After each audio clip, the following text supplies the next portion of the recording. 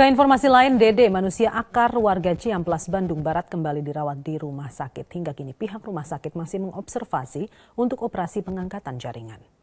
Setelah sempat menjalani operasi penyembuhan penyakit giant titanius corn atau kutil raksasa yang dideritanya, akhirnya Dede kembali menjalani perawatan intensif di Rumah Sakit Hasan Sadikin, Bandung. Dede terpaksa menjalani perawatan setelah jaringan kutil yang dideritanya semakin membesar dan menebal, menutupi kedua lengan serta kakinya. Tim medis juga akan melakukan ronsen guna mengetahui kondisi terakhir tulang pada kedua lengan serta kaki Dede. Rencananya setelah menjalani observasi, sampel darah Dede diambil untuk memastikan kesiapannya menjalani operasi. Di mana bahwa ini Presiden Jokowi yang Pancasila di Lubang Buaya, Pondok Gede, Jakarta Timur. Kita langsung bergabung bersama rekan reporter Dade Salampesi yang akan melaporkan langsung dari lokasi acara. Dade, apa pesan utama dalam peringatan Hari Kesaktian Pancasila? Iqbal, untuk peringatan Hari Kesaktian Pancasila 2015 ini, pemerintah mengambil tema kerja keras dan gotong royong dalam melaksanakan Pancasila. Selain itu, untuk peringatan setengah abad Hari Kesaktian Pancasila di Republik Indonesia ini juga digemborkan atau disosialisasikan slogan Pancasila adalah kita. Slogan ini dimaksudkan agar setiap warga negara ataupun bangsa Indonesia tetap berpegang teguh kepada ideologi Pancasila. Dan jika melihat sejarah, memang Hari Kesaktian Pancasila ini mulai dirayakan mulai diperingati pada 1967, saat itu di era pemerintahan Presiden Soeharto, yaitu Presiden kedua Republik Indonesia, yang mengeluarkan keputusan Presiden nomor 153 tahun 1967 tentang Hari Kesaktian Pancasila. Dan upacara peringatan tadi dimulai tepat pada pukul 8 pagi waktu Indonesia Barat dan berlangsung sekitar 20 menit, dipimpin langsung oleh Presiden Republik Indonesia Joko Widodo sebagai inspektur upacara. Dan peringatan tadi dibuka dengan menyanyikan lagu kebangsaan Indonesia Raya, disusul dengan pembacaan naskah Pancasila oleh Ketua MPR Zulkifli Hasan. Usai memperingati Hari Kesaktian Pancasila, Presiden bersama sejumlah Menteri Kabinet Kerja yang hadir meninjau langsung sumur penyiksaan dan juga rumah penyiksaan yang ada di Kompleks Monumen Pancasila Sakti di area Lubang Buaya ini. Sejak pagi hari tadi, sebelum peringatan Hari Kesaktian Pancasila ini dimulai, sejumlah Menteri Kabinet Kerja dan juga pejabat-pejabat dalam negeri lainnya juga sudah mulai terlihat datang, seperti ada Menteri BUMN Rini Sumarno, Menteri Dalam Negeri Cahyo Kumolo, dan juga Gubernur DKI Jakarta Basuki Cahayapurnama. Tidak hanya pejabat dalam negeri, sejumlah perwakilan dari Kedutaan Besar Negara Sahabat juga memenuhi undangan Indonesia untuk hadir ke peringatan Hari Kesaktian Pancasila hari ini. Tadi terlihat ada dari Kedutaan Meksiko, Myanmar, Kamboja, dan beberapa negara lainnya. Selain itu, dengan Hari Kesaktian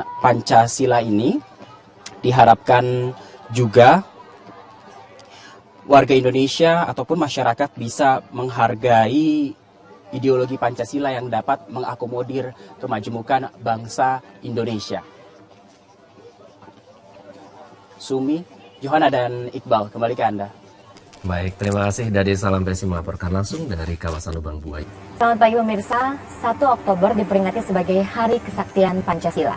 Namun peringatan Hari Kesaktian Pancasila ini semestinya tidak hanya sekedar ritual upacara saja, namun lebih pada pelaksanaan nilai-nilai luhur Pancasila.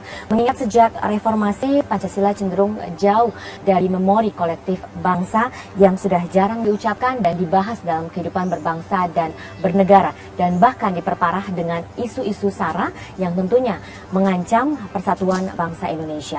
Nah, bagaimana gotong royong dalam melaksanakan Pancasila? Itu akan menjadi pembahasan kami pagi ini dalam perbincangan khas 8-11 bersama saya Lucia Saharwi. Sudah hadir di studio Bapak Kacung Marijan, Dirjen Kebudayaan Kemendikbud, Bapak Arief Purboyo Mukiat, Deputi 6 Bidang Koordinasi Kesatuan Bangsa Kemenpolhukam, dan Bapak Arianto Nurhadi, putra almarhum Legend TNI Anumerta MT Haryono.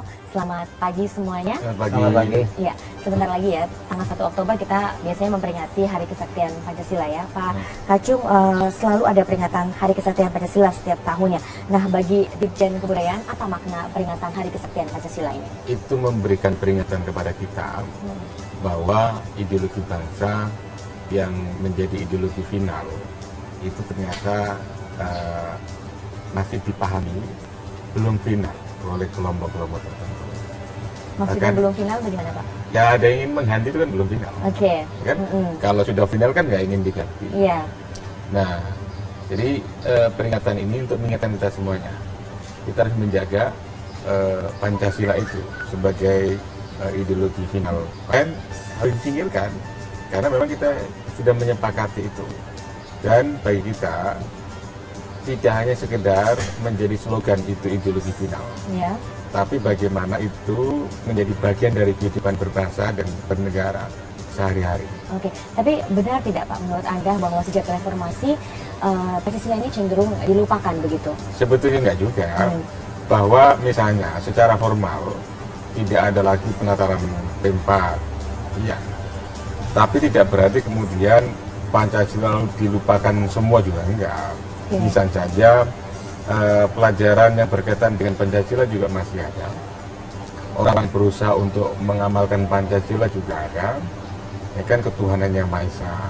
Kita percaya kepada ada Tuhan. Kan masih banyak tuh. Kemanusiaan, orang yang punya perhatian kepada nilai kita juga banyak. Oke, ada yang gontok-gontokan, tetapi yang ingin persatuan juga masih banyak. Jadi niat dan tekad untuk mengamalkan nilai Pancasila juga masih banyak. Walaupun secara formal memang program sebelum tahun 98. Oke, Pak Arianto sebagai anak salah satu pahlawan revolusi ya Pak ya, apa makna kesatuan Pancasila bagi Anda? Ya kalau kita lihat sebetulnya begini, Pancasila kan merupakan dasar negara dan juga merupakan sebagai simbol daripada pemersatuan bangsa ini dan juga sebagai asasnya di dalam mempersatukan bangsa ini. Kalau saya melihat ya, sebetulnya momentum ini tanggal 1 Oktober besok itu adalah merupakan momentum di mana kita itu bisa merenung kembali, melihat refleksi kembali mengenai apakah nilai-nilai Pancasila itu. Ya, karena kalau saya melihat sekarang ini di dalam kehidupan bermasyarakat keseharian itu, sepertinya nilai-nilai itu kurang gitu loh. Mulai luntur begitu ya Pak ya. Dan ini harusnya kita cobalah kita merenung kembali dan kita melihat lagi ya. Kita kadang-kadang setiap tahun sekali ya, coba kita lihat lagi apakah makin baik apa tidak gitu loh. Nah itu yang kita kira seperti itu. Bisa berbagi mungkin apa yang Anda rasakan pada setiap peringatan Hari Kesaktian Pancasila Pak Arianto? Kalau saya begini, ini merupakan arti khususnya bagi keluarga kami di sini. Ya, jadi selain juga merayakan Hari Kesaktian Pancasila, dari kami itu merupakan suatu apa ya namanya ya, suatu kesedihan sebetulnya ya. Walaupun ini peristiwa ini terjadi 50 tahun yang lalu, ya, tetapi masih sangat ingat sekali mengenai kejadian seperti itu, ya. Di mana kebahagiaan keluarga kami itu tiba-tiba harus hilang begitu saja karena kejadian yang terjadi pada tanggal 1 Oktober dini hari. Jadi untuk kami itu adalah merupakan perhatian khusus gitu loh. Ya, itu mungkin yang bisa saya sampaikan. Oke, Pak Arief, kesaktian Pancasila. Tapi banyak wacana yang menyatakan bahwa Pancasila saya kira begini, pengertian sakti ini terjemahkan seolah-olah seperti mistik atau supranatural, tapi ini adalah keyakinan daripada bangsa Indonesia akan Pancasila ini sebagai kepribadian bangsa, ya. Jadi momentum saya katakan 50 tahun mas ini kita bertekad bahwa negara kita ini kan untuk berdiri selama-lamanya.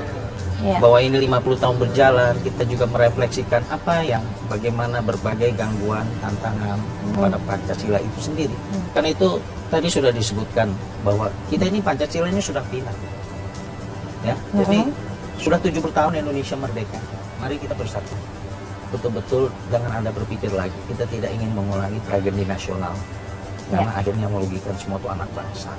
Jangan dipersoalkan lagi Pancasila itu. Bagaimana justru tantangan kita adalah mengimplementasikan nilai Pancasila itu di dalam kehidupan bermasyarakat, berbangsa dan bernegara. Nah, kira-kira apa yang perlu diwaspadai Pak bila Pancasila ini semakin jauh dari memori bangsa?